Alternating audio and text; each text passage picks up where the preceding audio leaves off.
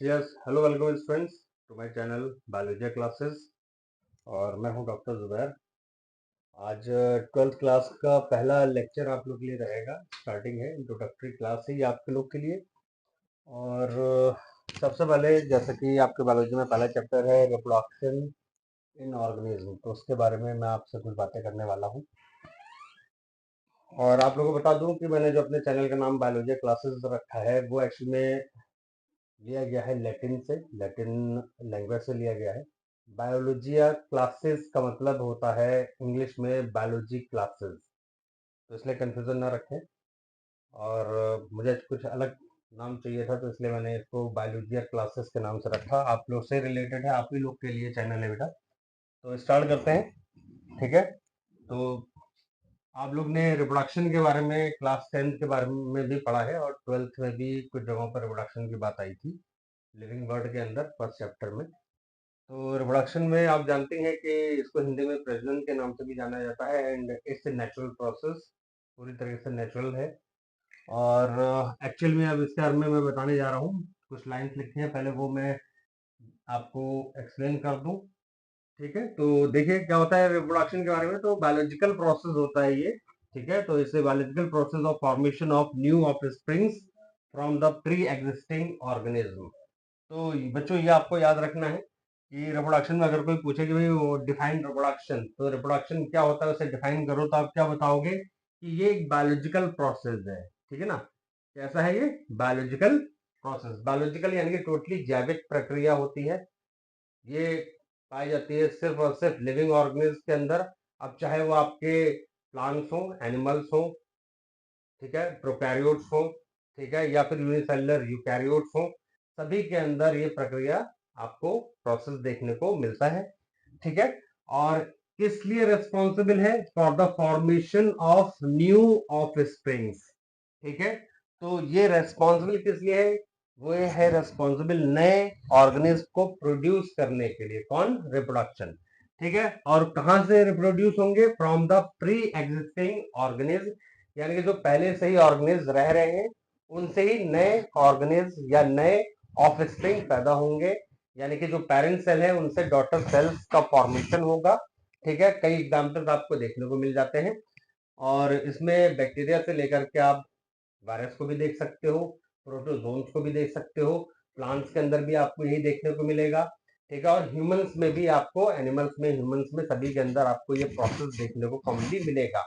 और ये एक्चुअल में एक लाइफ प्रोसेस है, और ये नेचुरल प्रोसेस है, और ये साथ ही साथ जो है कहीं ना कहीं कॉन्टिन्यूटी ऑफ लाइफ में सबसे इंपॉर्टेंट रोल प्ले करता है। मैं आपको आगे बता रहा हूं, ठीक है। देखिए नेक्स्ट पॉइंट देख लीजिए, it becomes a vital process without which species can't survive for long. तो कहने का मतलब क्या हो गया? क्या मतलब ये जो है एक बहुत ही महत्वपूर्ण प्रोसेस बन चुका है, प्रक्रिया बन चुकी है, ठीक है, जिसके बिना, विदाउट विच, जिसके बिना कोई भी प्रजाति सरवाइव नहीं कर सकती, नहीं रह सकती लंबे समय के लिए, ठीक है। तो वही चीज लिखा हुआ, species can't survive for long, ठीक है। यहां तक क्लियर हो गया होगा।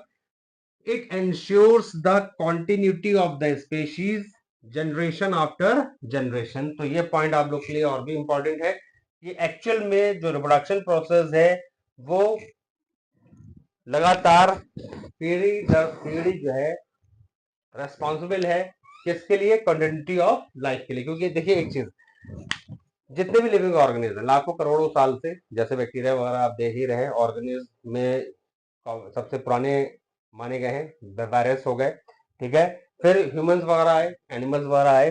तो हजारों साल से लगातार जो है क्या हो रही है? कंटिन्यूटी ऑफ लाइफ चलती चली आ रही है। लगातार प्रजातियां पुरानी प्रजाति से, पुरानी ऑर्गेनिज्म से बनती है, नई मतलब ऑर्गेनिज्म उसी से ही, एग्जिस्टिंग से ही नए ऑर्गेनिज्म निकल करके आते हैं। और इस तरह से जनरेशन बाई जनरेशन जो है क्या है? लाइफ की कंटिन्यूटी मेंटेन रहती है, लाइफ रहती है। मतलब एक तरह से आप ये भी कह सकते हो कि लाइफ जो है वो एक्चुअल में लिविंग ऑर्गेनिज्म से है, और लिविंग ऑर्गेनिज्म जो है वो स्पेशली जो लगातार चलते चले जा रहे हैं, ठीक है ना, हजारों साल से, वो रिप्रोडक्शन प्रोसेस से ही चलते चले जा रहे हैं, ठीक है। ये आपको याद रखना है। फिर an older individual undergo senescence and ultimately die, और ये भी आपको पता है हमारे पूर्वज हैं, हम उन्हीं से ही आए, ठीक है, उनके द्वारा ही हमारी उत्पत्ति हुई, हमारा ओरिजिन हुआ, हमारा प्रोडक्शन हुआ, और साथ ही साथ वही हमारे आज हिस्ट्री में आए। यानी कहीं ना कहीं कहने का मतलब क्या है कि जितने भी पुराने इंडिविजुअल्स थे, जितने भी बुजुर्ग थे, वो कहाँ चले जाते हैं, उनकी मृत्यु हो जाती है, उनकी डेथ हो जाती है, ठीक है।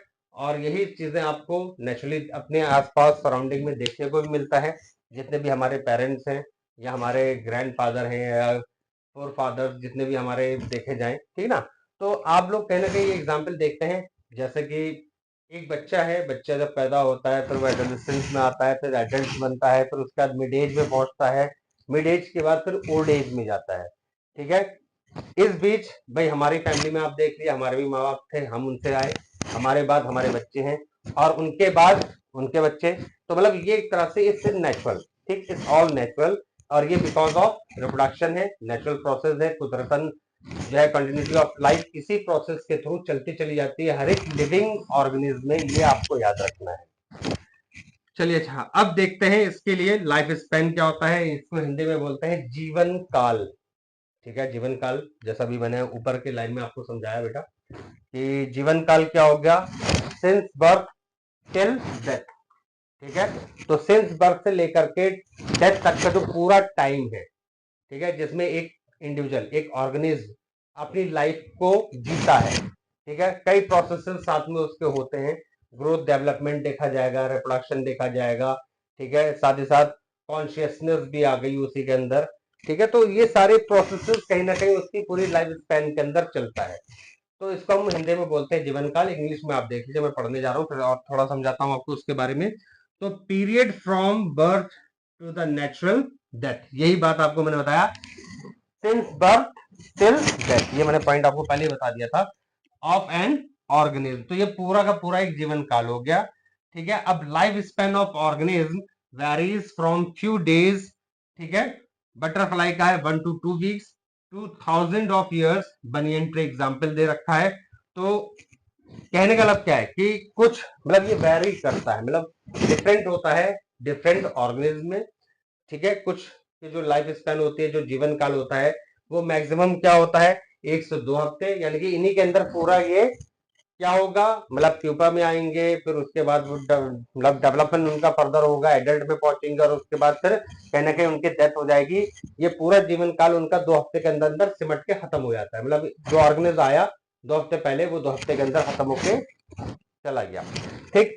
ऐसे यहाँ पर कुछ ऐसे भी एग्जाम्पल्स हैं, जैसे कि बनियन ट्री, बरगद का पेड़, ये हजारों साल पुराने होते हैं, पता चलता है कि जो कहीं ना कहीं आपको ये एग्जाम्पल सुनने को मिल जाएगा, 1000 साल पुराना है, ठीक है, 1500 साल पुराना है, 900 साल पुराना है। तो मतलब ये एक तरह से लाइफ स्पैन बताता है किसके, ट्रीज के लिए, ठीक है। ऐसे ही हम लोग हैं, हमारा एक लाइफ स्पैन जो है ऑन एन एवरेज जो है 60 ईयर्स का माना गया है, ठीक है, 60-65 नियर अबाउट होता ही है, ऑन एन एवरेज की बात कर रहा हूँ, ठीक है। ऐसे हमारे, जैसे आपने पढ़ा होगा 10th क्लास में, आरबीसी यानी कि रेड ब्लड सेल्स, इसका लाइफ स्पैन है, यानी एक ब्लड सेल जो होता है हमारा आरबीसी, रेड ब्लड कार्बोसेल्स के नाम से भी जानते हैं, इसका स्पैन होता है यानी जीवन काल 120 दिन का होता है, ठीक है। 120 दिन के बाद जो है ब्लड सेल्स जो होंगे वो डेड हो जाएंगे और उनकी जगह पे नए ब्लड सेल्स आ जाएंगे। तो ये भी आपको याद रखना, मतलब टोटल ये सब मैं क्या बता रहा हूँ, ये लाइफ स्पैन, ठीक है। तो आज के लिए इतना ही, बाकी अब इसके बाद का जितना भी आपका मैटर है वो मैं आपसे नेक्स्ट वीडियो में डिस्कस करूंगा। हो सकता है कि लगातार कंटिन्यूटी, मतलब एक एक दिन छोड़ करके मैं आऊँ, लगातार ना भी आ पाऊँ, लेकिन कोई बात नहीं, थोड़ा सा पेशेंस रखिएगा। आपको जो समझाने का मेरा मोटो है, उसके लिए थोड़ा बहुत आपसे मुझे कॉपरेशन यही चाहिए कि just keep the patience and also support me, ठीक है, by like comment and sharing of my videos, ठीक है। और जो भी आपकी राय हो, जो भी सजेशन हो, वो आप मुझे कमेंट सेक्शन में, कमेंट बॉक्स में शेयर कर सकते हैं। आज के लिए इतना ही, थैंक यू वेरी मच।